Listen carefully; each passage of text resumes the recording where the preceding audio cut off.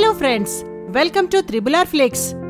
తెలుగునాట సంఘ సంస్కరణోద్యమం అంటే గుర్తుకు వచ్చే పేరు కందుకూరి వీరేశలింగం పంతులుతో పాటు రఘుపతి వెంకటరత్నం నాయుడుదే. ప్రముఖ సంఘ సంస్కర్త రాజా రామ్మోహన్ రాయ్ స్ఫూర్తితో వీరు పనిచేశారు. రఘుపతి వెంకటరత్నం నాయుడు 1862 అక్టోబర్ 1న మచిలీపట్నంలో జన్మించారు. తండ్రి అప్పన్న నాయుడు సుబేదారుగా పనిచేస్తూ ఉత్తర భారతాన ఉండడంతో నాయుడు విద్యాభ్యాసం చాందా, చంద్రపూర్ నగరంలో మొదలైంది. హిందీ, ఉర్దూ, పర్షియన్ భాషలలో ప్రవేశం కలిగింది.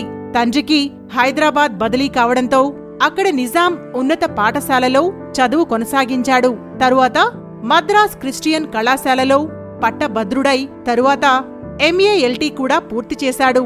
ఎంఏ కాగానే మద్రాస్ పచ్చయ్యప్ప కళాశాలలో ఇంగ్లీష్ ఆచార్యునిగా పనిచేశాడు.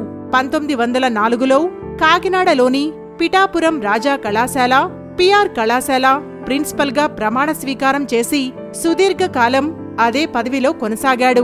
1911లో కళాశాలలో మొదటిసారిగా స్త్రీలను చేర్చుకుని సహా విద్యకు ఆద్యుడయ్యాడు.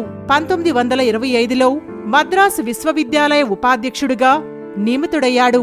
ఆంధ్ర విశ్వకళా పరిషత్తు బిల్లును రూపొందించి శాసనసభలో ఆమోదింపజేశాడు. 1924లో బ్రిటిష్ ప్రభుత్వంచే నైట్హుడ్ పురస్కారాన్ని పొందాడు. 1927లో పరిషత్తు మొదటి స్నాతకోత్సవంలో నాయుడును గౌరవ డాక్టరేట్తో సత్కరించింది. ప్రసిద్ధికెక్కిన గురు శిష్యుల జంటలు చెప్పేటప్పుడు రఘుపతి వెంకటరత్నం నాయుడు, వేమూరి రామకృష్ణారావు జంటని తప్పకుండా చెప్పుకుంటారు. 1884లో బిఏ చదువుతూ ఉండగానే నాయుడుకు పెళ్లైంది. 1889లో భార్య మరణించిన తరువాత మళ్లీ పెళ్లి చేసుకోకుండా జీవితాంతం తెల్లటి దుస్తులే ధరించాడు. అందుకే ఆయనను శ్వేతాంబర ఋషి అనేవారు.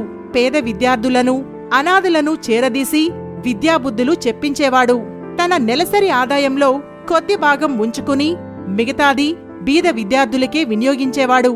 విజ్ఞానాభివృద్ధి కొరకు తన గురువైన డాక్టర్ మిల్లర్ పేరిట మద్రాసు విశ్వవిద్యాలయంలో 10,000 రూపాయలతో ఒక నిధిని ఏర్పాటు చేశాడు. సంఘ సంస్కరణ, మహిళా విద్యా వ్యాప్తికై నాయుడు కృషి చేశాడు.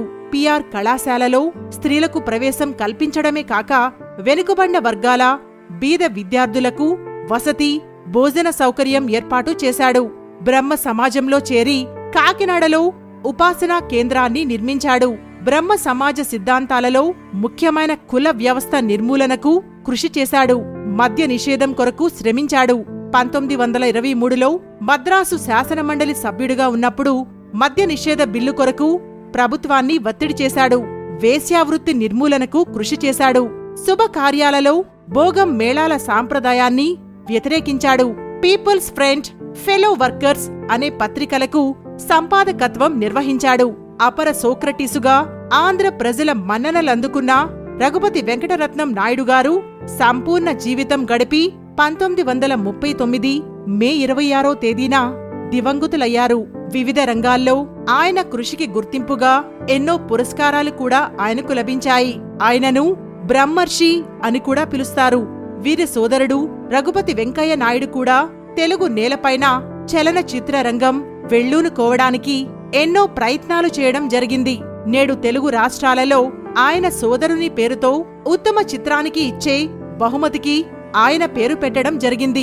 ఇలాంటి ఆసక్తికర విషయాల కోసం మా త్రిబుల్ ఆర్ ఫ్లిక్స్ ఛానల్ని లైక్ చేసి, షేర్ చేసి, కామెంట్ చేసి సబ్స్క్రైబ్ చేసుకోండి.